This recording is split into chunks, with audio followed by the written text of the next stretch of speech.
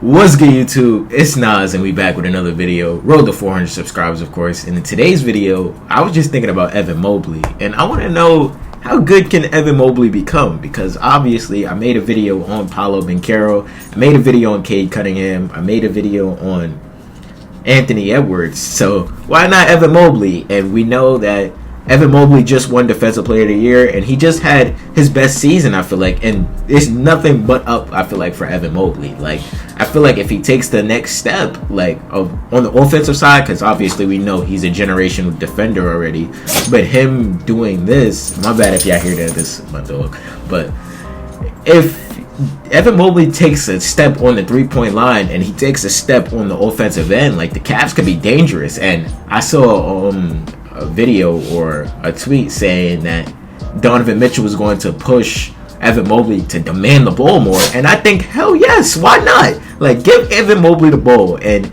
with Evan Mobley doing his best work and his best, I feel like the Cavs were at his best when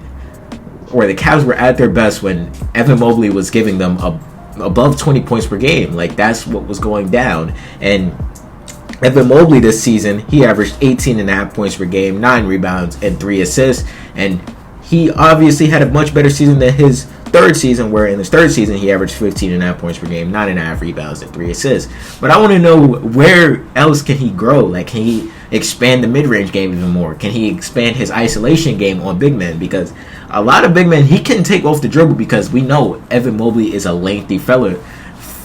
I don't know why I just said fella, but Evan Mobley is a lengthy figure, and he could smooth past you and get to a contested layup, or he could, obviously, he caught a few bodies these last couple seasons, where the last season specifically, I remember he had some crazy poster this season. But it's just interesting to see how much better can he get, obviously, and what can he do for this Cavs team that obviously is looking to make a huge playoff run this season, with obviously them dealing with injuries last season, not being able to play their best basketball when it matters, and them losing to the Indiana Pacers, and this season being in a weak Eastern Conference, and them not having to worry about the Celtics or obviously the Pacers. Like, this is their prime chance. Really, the only team you shouldn't have to worry about right now is the New York Knicks, and the New York Knicks were just in the conference finals, so I can understand that. But Cleveland was just the number 1 seed, and they went on a huge I'm pretty sure they went on 2 26-game winning streaks this season.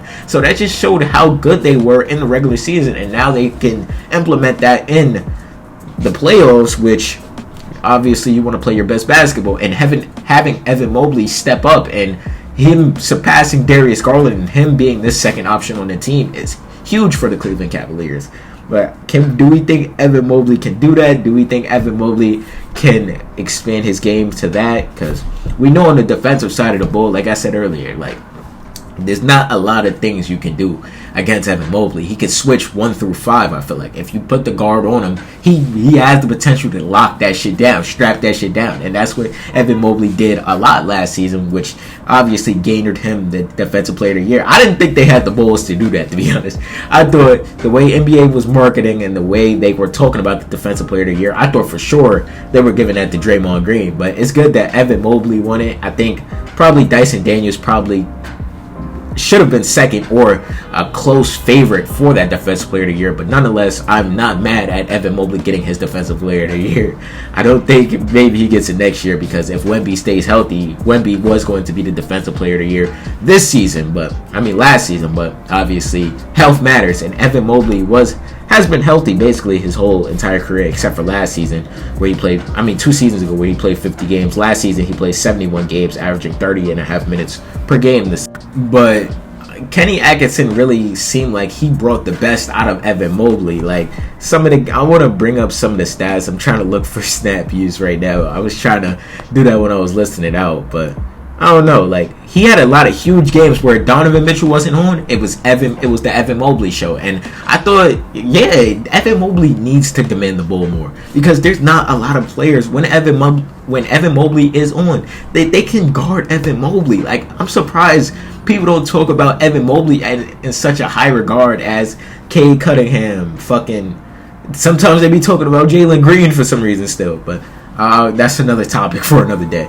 I just talked about Scotty Barnes, but I don't know. Like, I feel like Evan Mobley being the third pick in this draft and not even they talk about Franz more than fucking. They talk about Franz more than Evan Mobley, which I feel like is insane to me. But the last game of his season, he had. Hold on, I just saw it. What the fuck? The last game of the season, he had 24 and 11. Yes, it looks like he didn't have a good series because the 5 games they played, or the 4 games they played, they lost. They got swept. Shit, I forgot. That was 3 months ago. Fuck. But yeah, bro, it's just I don't know. Like maybe I'm high on Evan Mobley because I saw some shit in his rookie season. I forgot what made me believe in Evan Mobley, but I knew Evan Mobley was gonna be good because starting out when he came into the league, like he was already a consistent player. Like his first season, he averaged 15 points, 8.5 rebounds, and 2.5 assists. His second season, he averaged 16 points, 9 rebounds, and 2.5 assists. In his third season, he averaged 15.5 points per game, 9.5 rebounds, and 3 assists. And he was a really solid player, bro. Like, I don't think y'all understand. Like, it didn't look like he was going to.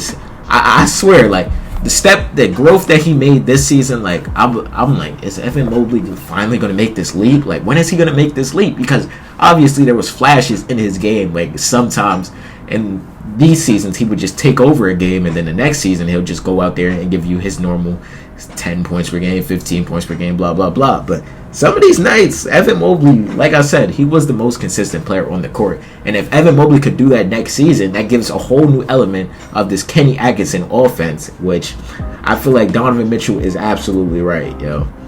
Evan Mobley needs to demand the ball more. And Evan Mobley is coming off an all-star appearance, an All-NBA second team's appearance, a defensive player of the year, obviously, and it's only up for Evan Mobley. But I don't know. Like, maybe I'm just high on Evan because, like I said, I saw something special in him, and I just feel like he could potentially be, like, I'm pretty sure back then, like, he had the highest ceiling. I'm pretty sure, if I could remember correctly, but maybe he could be the best player in this draft. Obviously, we know, or I would assume that we know that Cade Cunningham is the best player in this draft. But who would you take other than Evan Mobley after him? Are you saying that Franz is better than Evan Mobley right now? I'm not doing that.